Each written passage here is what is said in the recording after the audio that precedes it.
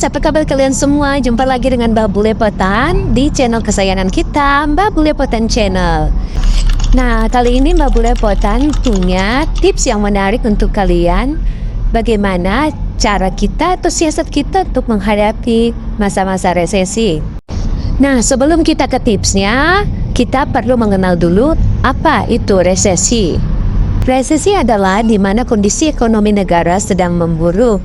Hal itu terlihat dari produk domestik bruto negatif, pengangguran meningkat, hingga pertumbuhan ekonomi real bernilai negatif selama 2 kuartal berturut-turut. Resesi terjadi saat aktivitas ekonomi mengalami penurunan yang signifikan dan waktu stagnan dan lama, mulai dari berbulan-bulan hingga bertahun-tahun.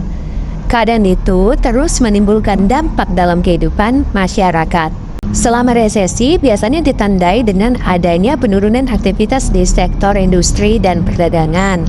Beberapa implikasi terjadi seperti penghentian kerja, tingkat pengangguran yang tinggi, penurunan nilai real estate, dan penurunan nilai investasi. Selain itu, resesi juga dapat menyebabkan suku bunga turun. Nah, terlepas akan terjadi atau tidaknya resesi, kita tetap perlu mempersiapkan diri untuk mencegah hal buruk terjadi di kehidupan kita. Ini 7 tips persiapan menghadapi resesi. Yang pertama, tambah tabungan darurat. Demi menghadapi resesi, sangat penting untuk kita memiliki tabungan darurat. Dengan memiliki lebih banyak simpanan uang, maka risiko stres akan berkurang. Sebagai permulaan, kita dapat mulai menghemat pengeluaran 3 hingga 12 bulan ke depan. Karena resesi terjadi secara mendadak atau di luar dugaan. Tabungan menjadi penting sebagai dana darurat. Dana tabungan tersebut juga dapat membantu kita untuk membuka usaha atau untuk mencari pekerjaan baru. Meskipun mencari pekerjaan di tengah ancaman resesi tentunya akan lebih sulit. Tips yang kedua, pisahkan dana tabungan.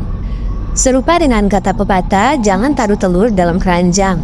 Ungkapan tersebut dapat kita terapkan pada tabungan dana untuk menghadapi resesi. Pisahkan tempat penyimpanan antara uang untuk keperluan sehari-hari dan uang yang untuk ditabung. Selain itu, jangan kita gunakan uang untuk hal-hal yang tidak diperlukan.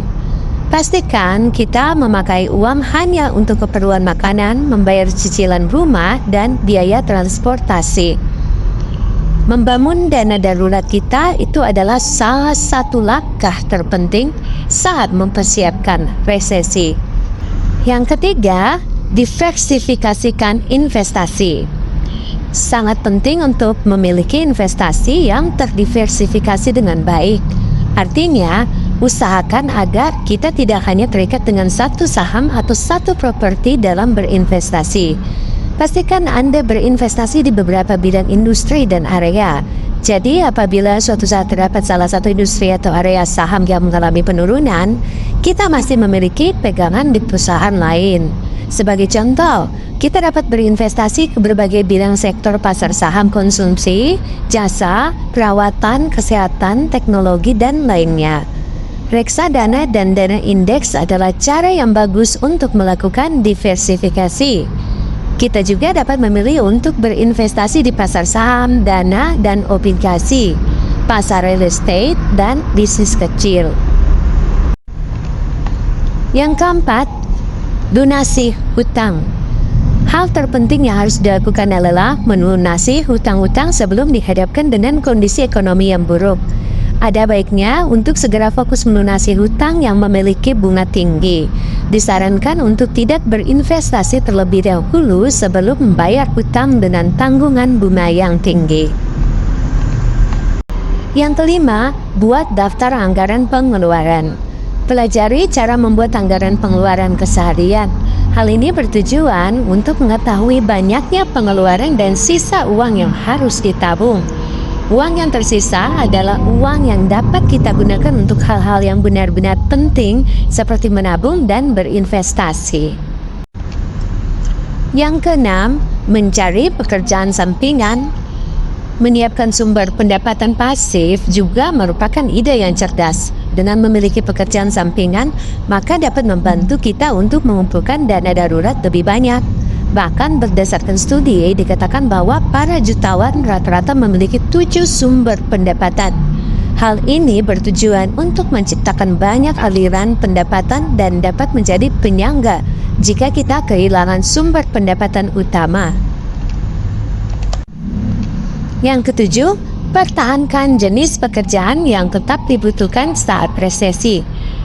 Pertimbangkan pekerjaan yang tetap eksis meskipun dalam kondisi resesi. Petugas kesehatan, jurnalis, guru, dan apoteker adalah jenis pekerjaan yang tetap berjalan meskipun resesi. Demikian tips dari Mbak Bulepotan, semoga bermanfaat untuk kalian semua. Support Mbak Bulepotan ya di channel ini. Jangan lupa di like, komen, atau share ke teman-teman lainnya. Dan jangan lupa di subscribe juga agar kamu bisa mendapatkan tips-tips selanjutnya yang mungkin sedang kamu butuhkan. Sukses selalu dan enjoy your life. Bye!